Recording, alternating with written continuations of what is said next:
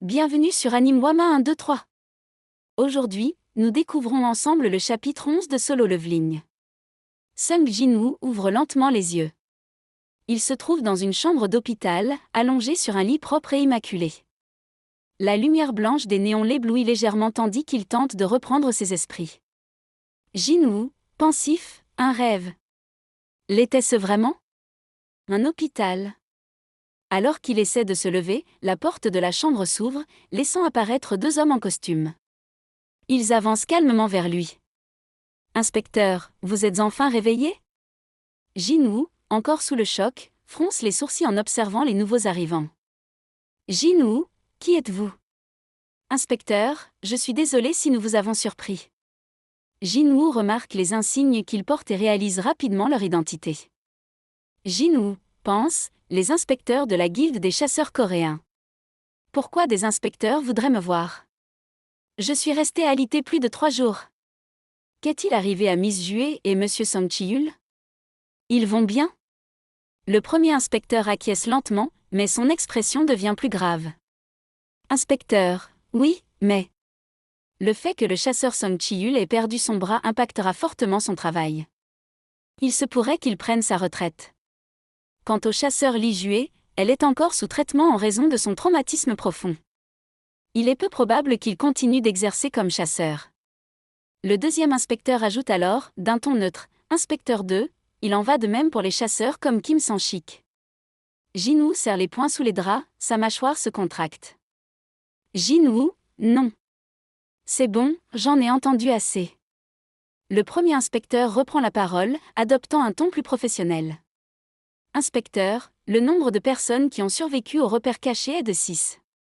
Bien que chaque chasseur risque sa vie durant un raid, c'est rare qu'un tel massacre survienne. Quand les inspecteurs et la guilde du Tigre Blanc ont atteint le lieu de l'incident, il n'y avait rien. Dans cette pièce, vous étiez seul, allongé sur l'autel. Aucune statue ou autre bizarrerie du genre n'a été trouvée.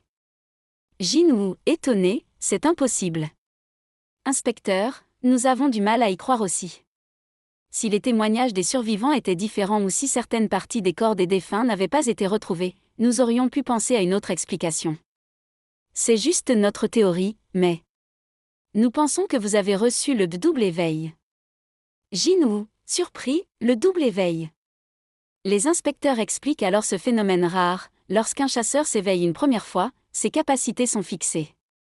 Mais il existe des cas où certains s'éveillent à nouveau, augmentant drastiquement leur niveau. Inspecteur, voici un détecteur de puissance magique. Tout ce que vous avez à faire est de poser vos mains sur ce cristal de mana. Jin-woo hésite un instant puis s'exécute. Le cristal ne réagit pas. Inspecteur, vu les circonstances, c'est impossible de ne pas imaginer la possibilité que le chasseur Sung Jin-woo ait reçu un double éveil. Le deuxième inspecteur examine les données du détecteur et ricane légèrement. Inspecteur 2, toutefois. Il reste une merde jusqu'au bout des ongles. Même les plus bas des rangs sont à 70. Jin-woo, inquiet, quel est le verdict? Inspecteur 2, on dirait bien que notre théorie est tombée à l'eau. Alors qu'il quitte la pièce, Jin-woo remarque un détail étrange. Jin-woo pense, mais ils ne l'ont pas remarqué? Se pourrait-il qu'ils ne voient pas cette chose? Soudain, une notification invisible aux yeux des inspecteurs apparaît devant lui. Il constate également que sa jambe, qui avait été arrachée, est toujours là. Jin-woo pense, ma poitrine qui était lacérée est revenue à la normale. Je ne peux pas dire ce qui était réel et ce qui ne l'était pas. Sa réflexion est interrompue par l'arrivée de sa sœur, Gina. Gina, énervée, frangin, tu fais quoi? Tu n'as pas pris un coup sur la tête quand même? Je t'avais dit d'arrêter de te blesser, non? Tu réalises à quel point j'étais inquiète? Jin-woo, soupirant, désolé. Gina, les autres sont tous revenus entiers, pourquoi es-tu le seul à être blessé? Jin-woo l'observe, un sourire triste aux lèvres. Jin-woo pense, je n'arrive pas à croire que j'ai failli la laisser toute seule. Sa sœur le menace alors, Gina, tu m'as comprise? Si tu te blesses une nouvelle fois, j'arrête mes études et je me mets à travailler. Comme ça, tu n'auras plus besoin d'être un chasseur. Jin-woo, amusé, décide de détourner la conversation.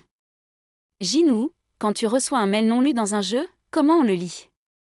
Gina, sceptique, t'es sûre que tu n'as pas pris un coup sur la tête? Eh bien, tu dois ouvrir ta boîte mail en premier. Jinwoo suit son conseil et une nouvelle fenêtre s'affiche devant lui. Notification, bienvenue, quête journalière, préparatifs pour devenir fort reçu.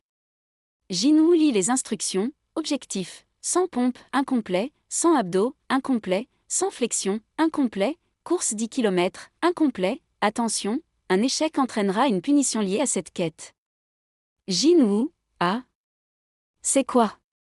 C'est une blague, non? Une personne hospitalisée n'a pas la force de faire tout ça. Il décide de ne pas accomplir la quête et s'endort. Mais à son réveil. Jinwoo, un tremblement de terre. Le décor change brutalement. Il se retrouve dans un immense désert. Jinwoo, paniqué, est impossible, tout ça n'était qu'un rêve? Un bruit effroyable se fait entendre. Un mille-pattes géant aux mandibules venimeuses surgit. Notification, quête punitive, survivre. Objectif, survivre jusqu'à la fin du temps imparti. Temps restant, 3h59 minutes 57 secondes. Jinwoo, terrorisé, c'est une blague. La suite dans un prochain épisode sur